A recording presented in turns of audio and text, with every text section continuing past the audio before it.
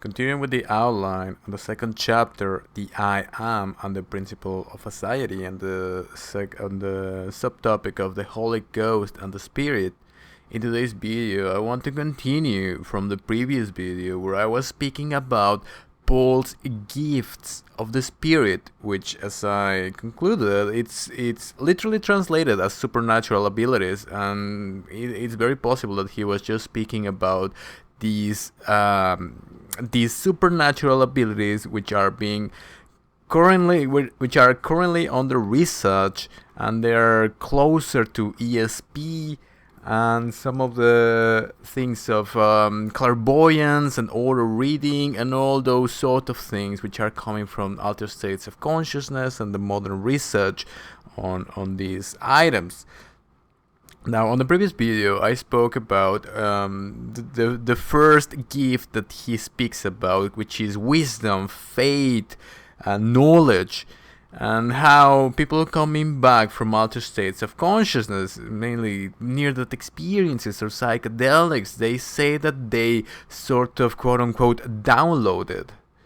They gained some sort of knowledge. They saw visions of the universe coming together, or they simply understand what it's all about, or they have entities communicate with them and tell them what's going on Earth, and they are coming with very similar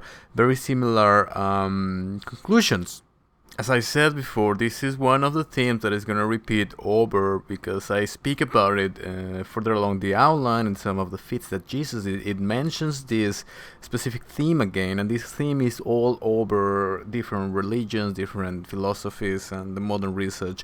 But in this video, I want to keep speaking about the other gifts of the Spirit. He speaks about healing, he speaks about differentiating between spirits, which probably is auto reading. He speaks about prophecy, miracles, and so on. So I'm gonna go on speaking about how they correlate with some of the modern research and whether or not are we speaking about something more than was previously believed to be simple, fantastic narratives from the Bible.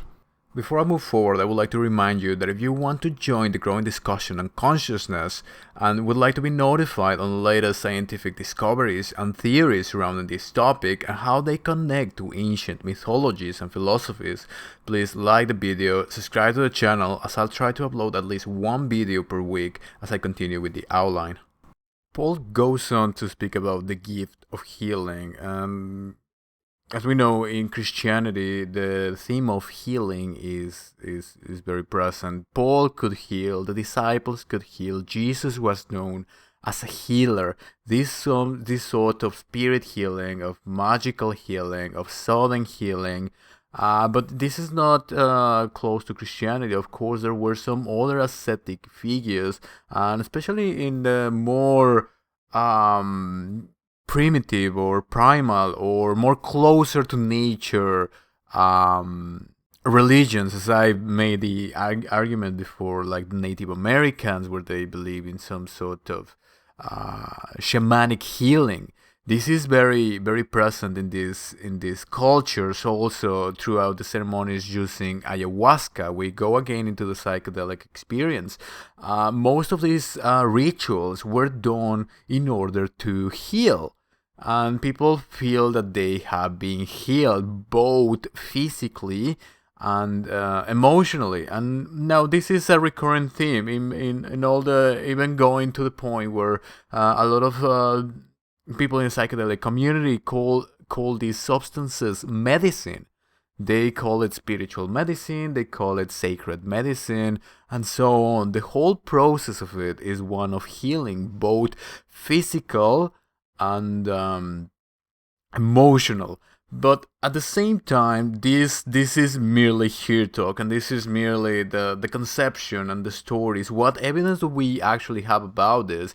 Perhaps the best pieces of evidence when it comes to actual healing, given by some sort of, as I've been calling them, supernatural abilities, would be in the cases of near-death experiences, where people who are either terminally ill or go through difficult experiences or accidents in their lives, where they actually go into a death experience, which are called near death because they come back from the experience. As I argued before, these are people who go through periods of no brain activity after minutes, hours, and there's even the cases where they had been reported as dead for days, and they suddenly come back.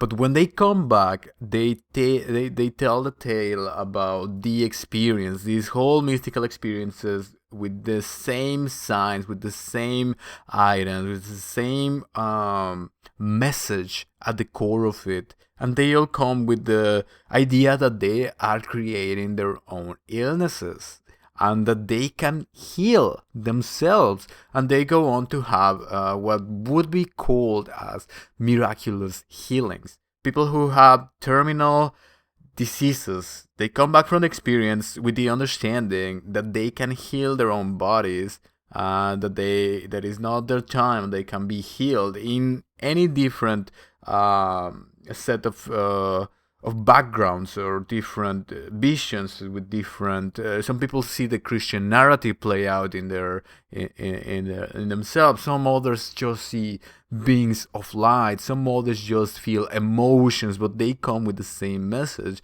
and they indeed are healed by some sort of strange attitude or strange force that is at work. Now we're speaking about documented miracles. You can just go online and Google miraculous healing, reported medical miracles, and so on, and you will find these stories all along. Of course, a lot of people will say there is no evidence, but a quick Google search can give you the documented evidence, and then you can tell for yourself if you believe it or not. But we have a lot of cases going on about this. We got literature pointing to this. We got evidence of this. So this would, in all purposes, would be considered a miracle. And now Paul goes on to say miraculous powers. The Spirit gives to some miraculous powers. Now there's a lot of these miracles in the scriptures, in the Bible, but as I've been saying, it's also present in different places. I will approach this a subject of miracles in the future, but for now I just want to say that this idea of miracles is not, as I've been saying, restricted to Christianity. In the second part of the outline, I go in depth into some of the quote-unquote miracles that were supposed to happen in Eastern traditions through Buddhism.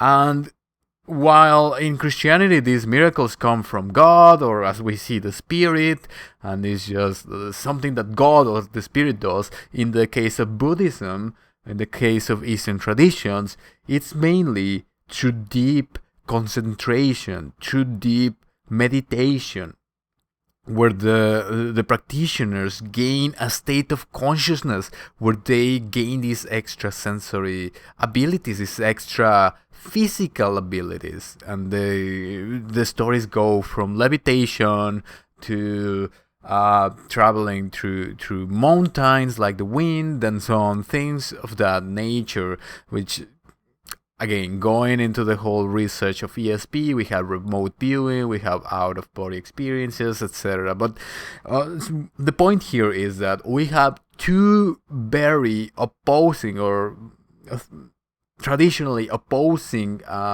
beliefs speaking about the same thing, miraculous powers. I will go on in the future about this. Paul goes on to speak about prophecy as well. As I've argued before, prophecy could speak about two things.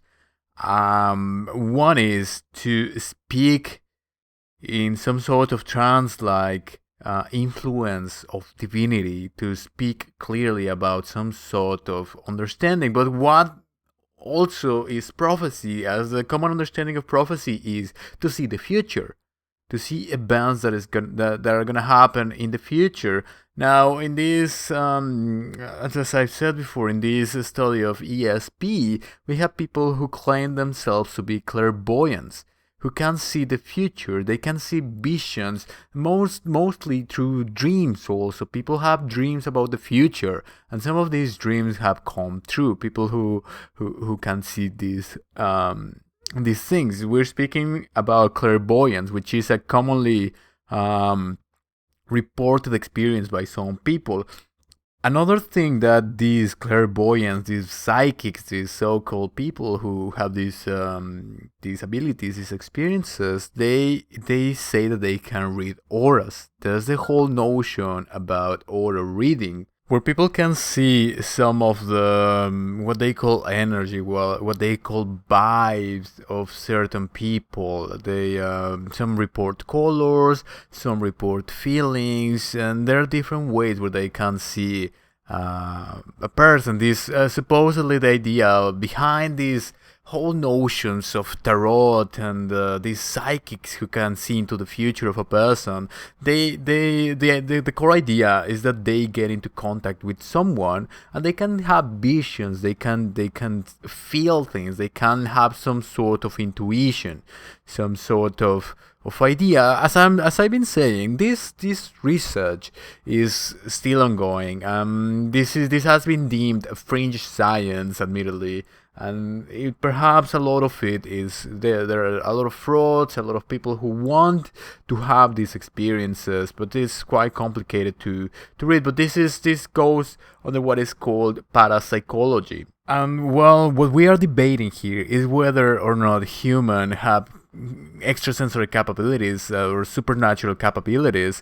Of course, there's the need for humans to have these supernatural abilities, to be more than just what we are thought to be, biological entities with a very defined set of limitations. There's this need in the human psyche to have these supernatural abilities, but we have to take into account that these phenomena, these reports, have some real solid research behind them, to the point where some government agencies from different nations have gone through experiments, especially experiments made during the Cold War, where governments looked into these abilities in order to put them to the service of their own agendas.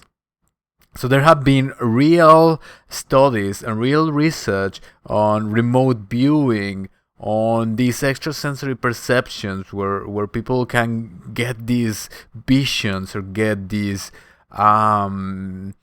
it's been used in crime scenes where they call in these clairvoyants, these psychics who can determine the location of a person, or who can sort of go into the past and see the whole thing happen, and can provide details that could be useful in the actual investigations. And now there are a lot of cases and a lot of reports about this, and there is still ongoing research about this. Now, of course, this is a very new field of study, and of course our physicalist narrative of today, our physicalist view of the world, will reject all of this. But that does not mean that this research does not exist. The reports of these abilities, the reports of these go on and on and on,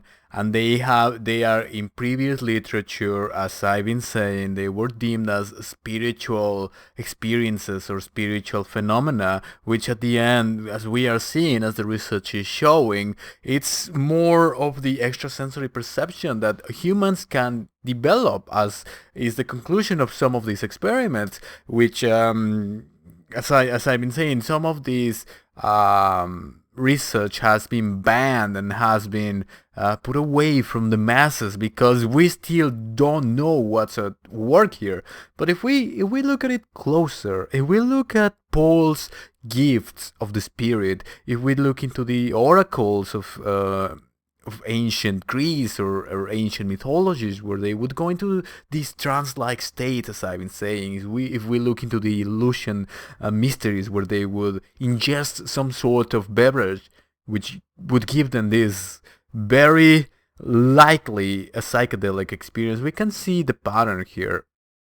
And if we go into the theories of oneness, if we go into the theories of quantum consciousness, and this whole idea that there's only one consciousness, what are all of these psychic abilities? What are these gifts of the spirits? The only thing that they are speaking about is non-locality. How is remote viewing possible? How is looking into the future possible? How is gaining knowledge from perhaps the source of what created this world, of what created the cycles, what created our bodies? Perhaps we can connect into it somehow. And this is what is being spoken in ancient literature, in scriptures, and as I've been saying, in modern evidence, it's the same thing. If we think about this non-locality, this one consciousness, all of this is possible. All the gifts of the spirit that Paul speaks about, all the research on extrasensory perception, all of this fits together. If we think about the possibility, as many theories specify, that there is one non-physical consciousness that is at the core of reality.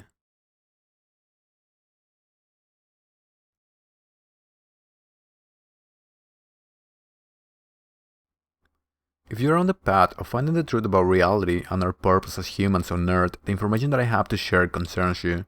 After a lifetime of research in philosophies ranging from Buddhism to the occult, I've encountered themes and patterns along some baffling information that is beginning to be seriously studied by science. A Rational Divine Outline, The Ghost of Jesus, is the first iteration of this project, where I analyze the message of Jesus without dogmatism, fanaticism, or religious bias. You can find my work available on Amazon on the link below. If you find this work valuable, consider subscribing, sharing, and following me on social media, as it'll help others in the same path to find this information. Thank you for watching, and I'll see you next time.